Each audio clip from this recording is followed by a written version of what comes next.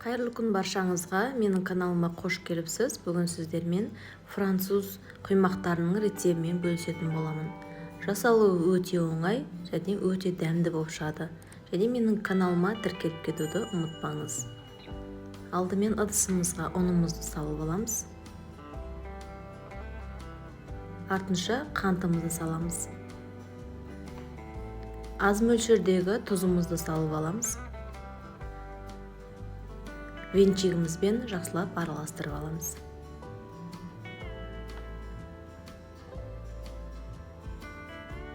Және бізге 4 жұмыртқа керек болады. 4 жұмыртқамызды ұнымыздың бетіне шағып аламыз. Видеоның астына өз пікірлеріңізді қалдырып кетуді ұмытпаңыздар. Мен көрген бойда сіздерге міндетті түрде жауап қайтаратын боламын.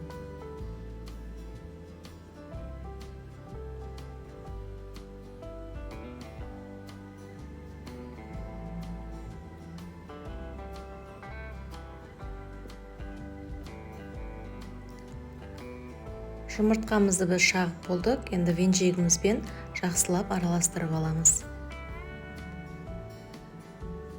Майда түйіршіктер қалмас үшін біз жақсылап араластырып аламыз. Міне бізде осындай масса шығу керек. Біз енді осындай сливочный масламызды ерітіп қосатын боламыз. Және венчигімізбен жақсылап араластырып аламыз біркелкі болғанша. Мен толық рецептісін описание бөліміне қалдырып кетемін. Жақсылап араластырып алдық. Енді сүтімізді құятын боламыз. Сүтімізді барлығын бірден құймаймыз. Бөліп аз-аздан құйып алатын боламыз. Аз-аздан құйып сүтімізді осылай араластырып отырамыз.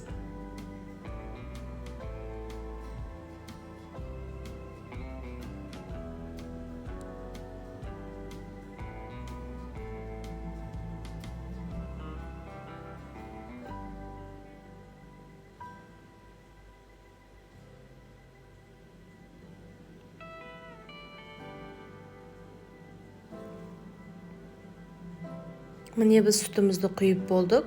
Біркелкі болғанша жақсылап араластырамыз. Біздің сұйытылған тестамыз дайын болды. Енді қыздырылған тапамыздың астын майлап аламыз. Және сұйытылған тестамызды құйып алып, осылай барлық жеріне бірдей тигенше айналдырып аламыз.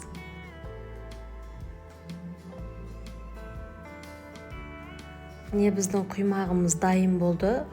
Сарғыш түс болған кезде уже келесі бетіне ауыстыру керек деген сөз. Осылай ауыстырып аламыз.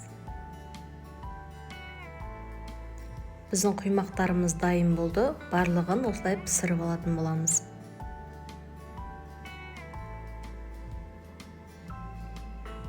Менің видеоларымды қай мемлекеттен және қай қаладан көріп отырғаныңызды астына комментарийға қалдырып кетіңіз. Мен өте қуанып қаламын. Және француз құймақтарын менің рецебімен жасап көріңіз. Өте дәмді болып шығады. Менің каналыма тіркеліп, өз пікірлеріңізді қалдырып кетуді ұмытпаңыздар. Сіздермен болған Динара ас болсын.